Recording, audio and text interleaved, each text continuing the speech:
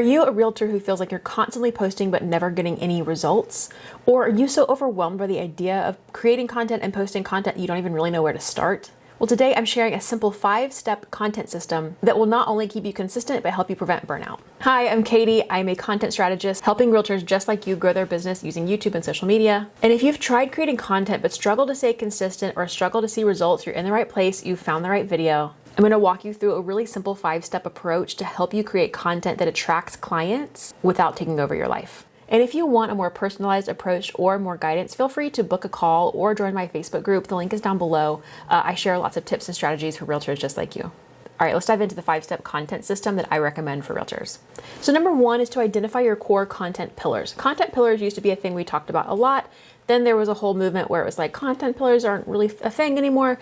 And now I'm here to tell you, you need some sort of a content pillar. Content pillars are themes that align with your goals and your audience needs.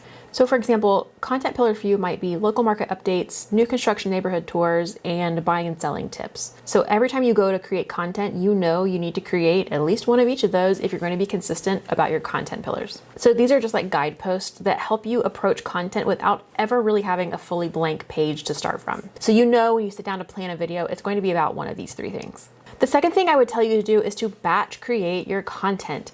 Batch creation is a game changer if you want to create consistent content without burning yourself out. So instead of trying to create content on the fly, instead of opening up Instagram and being like, what am I going to post today? Block some time on your calendar, whether it's once a week, once a month, where you can sit down and focus solely on creating content, save it in your drafts, and always have something ready to go. This is so helpful when life gets a little crazy. We're heading into the holidays right now. Maybe you've got some travel coming up. If you can batch your content ahead of time, you will never have a moment where maybe life takes you out of the game a little bit. Your content can still keep going and working for you behind the scenes. So block some time in your calendar and go ahead and script some ideas so you can sit down and in a few hours create a month's worth of content. This is also why I recommend a content stack for realtors that starts with YouTube. If you are looking at your marketing for 2025 and trying to decide what to do, where to focus on, and you want to be doing more digital marketing, this is what I recommend. YouTube to start with. YouTube is a unicorn. It will do both your nurture and your visibility all at once. Once you've done the research, the SEO, the writing the script for YouTube, you've done like 80% of the work to get a video ready to post on TikTok. So take your YouTube content, turn it into 15 ideas for TikTok, film those in TikTok, and then pick a nurture platform of your choice. It can be Instagram stories and feed. It can be a Facebook group. It could be an email list. You pick whatever you're most comfortable with. Use your TikTok to push towards your YouTube and your nurture platform, and then be delivering some nurture content on one of those platforms, whether it's an email newsletter where you do a deep dive into the community every month.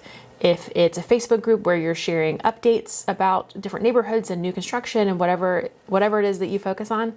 Or if it's Instagram stories where you're showing up every day, you're showing up on your feed, you're sharing more personal, relatable nurture content.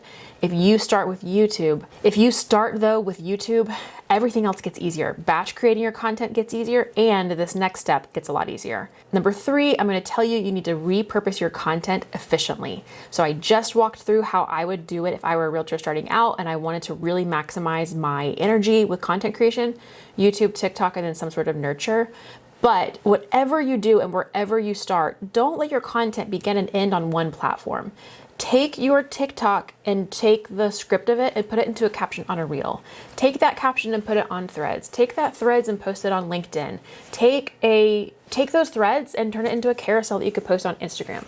Make a text post on Facebook that has the same content. Once you've done it once, you've already done so much of the work that it takes to do it 8 or 10 more times. All you have to do is adjust the context for the platform, but I would just never let my one piece of content live and die one time on one platform. This will give your content a longer life, but it will also help you reach more clients who maybe aren't on YouTube or aren't on TikTok. They're on other platforms. Your message can get to them on any platform that you choose if you put in a little bit of energy to repurpose your content. Number 4, I'm going to tell you to schedule yourself consistently, but not constantly. Consistently doesn't mean daily. Consistently just means with some sort of regularity. Decide on a schedule that works for you. Consistent for you is going to be what can you do within your realistic schedule without burning out and in a way where you can manage your energy and show up with a consistent energy every time. That's going to be consistent for you. If posting every day burns you out, don't do it. because you won't be consistent. You'll stop posting for a month, then you'll get some wind back under your sails and you'll post a bunch and then you'll stop. Whatever you can do consistently, that's your definition of consistent, and that's what you're going to stick with. And finally, number 5, track and then adjust your performance based on analytics. It is so easy to look at what everyone else is doing and think, maybe I should be doing that, or maybe that video was good, I should copy that, or what am I missing out by not doing XYZ? If you are tracking your own analytics and then adjusting your performance based on that, you will know what works for you. And you will know when you show up to content batching day, what we're going to do because we know what works, and not what we're going to do because we think it works for someone else and maybe it'll work for us. It takes the guesswork out of it, and it makes you so much more efficient when it comes to planning content, because don't do what doesn't work, do what does work. It makes so much sense, but it's a really simple and easy step that a lot of people overlook because we get shiny object syndrome and we're looking all over for what everyone else is doing to inform what we should be doing, when we really need to be looking at our own analytics and adjusting from there.